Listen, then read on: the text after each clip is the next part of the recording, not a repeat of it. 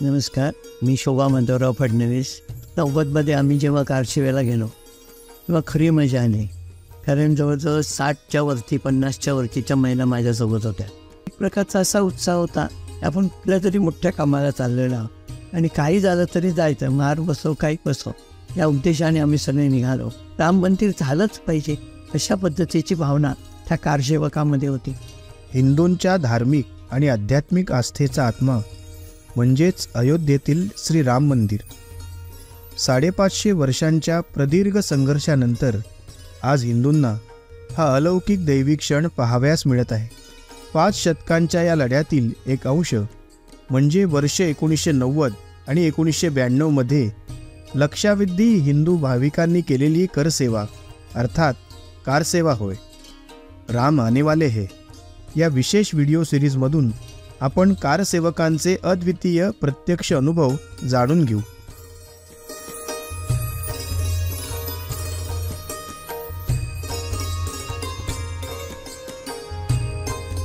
एकोणीसशे 90 साली मी आमदार होते, 95मध्ये मंत्रीपद होते. परंतु 90मध्ये आम्ही जेव्हा कारशिवेला गेलो तेव्हा खरी मजा आली. कारण जवळजवळ 60च्या वरती 50च्या वरतीच्या महिला माझ्यासोबत होत्या आणि काही तरुण मुलं होते.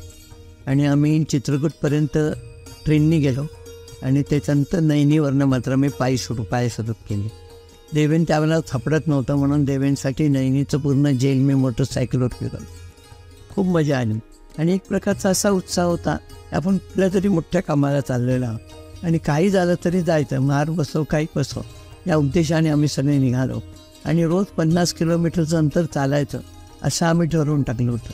परंतु तिथे जात होतो तिथे मात्र पुढच्या स्थळापर्यंत गेलं पाहिजे, कुणाच्या घरी उतरलं पाहिजे, मठ कोणता आम्हाला मिळेल, कोणता संन्यासी किंवा कोण आम्हाला मदत करू शकेल अशा पद्धतीची माहिती घेत आम्ही अयोध्येला पोचलो.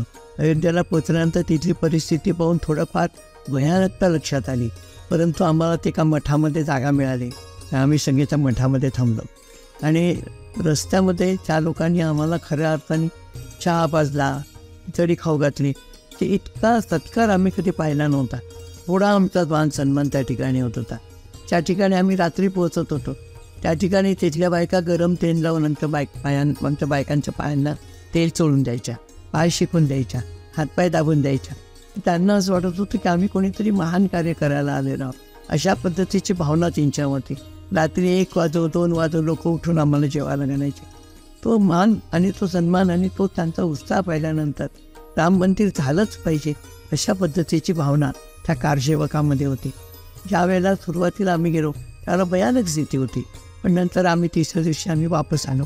हा देशपाड्याच्या वेळेला जायचं होतं तेव्हा मात्र गोपीनाथ मुंडे, फरांदे, विमल मुंजाडा आणि मी, गोपीनाथजी खूप मागे लागले की तू चल आता माझ्याबरोबर. आम्ही गेलो तर मला स्वतःला आता असं वाटतं की आपण एवढीशी व्यक्ती असून केवढ्या मोठ्या प्रमाणामध्ये तिथे या ठिकाणी राहू शकलो. एका बिल्डिंगच्या गच्चीवर अडवाणीजी होते, ऋतुंबराताई होत्या आणि सगळ्या त्यांनी त्या ठिकाणी असताना मी, गोपीनाथजी, फरांदे आणि विवळ तिथून आम्ही ती बदली मस्जिद पडत असताना बघत होतो. आणि एक प्रकारचा आनंद, एक प्रकारचा उत्साह मनामध्ये दाटून आला होता. ऋतुंबराचं नाचायलाच लागला होता आनंदाच्या भरात. आणि जेव्हा मस्जिद पडली त्यानंतर मात्र तिथे तलवारी निघाल्या आणि गोंधळ सुरू झाला. मग आम्हाला तिथल्या एसपीनी सुरक्षितपणे त्यांच्या घरी ठेवलं. पहाटेला आम्हाला जीपवरनं त्यांनी भोपाळकडे रवाना केला. परंतु तिथे गेल्यानंतर मोठमोठे मोर्चे शिव्या तिथे निघत होते आणि मग कसा तरी जीव मी एका मोठीत धरून आम्ही 4घही जण जीपनी नागपूरपर्यंत पहाटे 5 वाजता पोचलो. परंतु तो थरार, तो आनंद, ती अभिमान वाटतो आपण बाबरी मस्जिद पाडताना होतो हा एक आनंद त्यावेळेला मनात होता. आणि आज राम मंदिर बांधत असताना असं वाटतं की केवढं मोठं कार्य मोदींनी हिंदू धर्माने विशेषतः एकजुटीने केलं.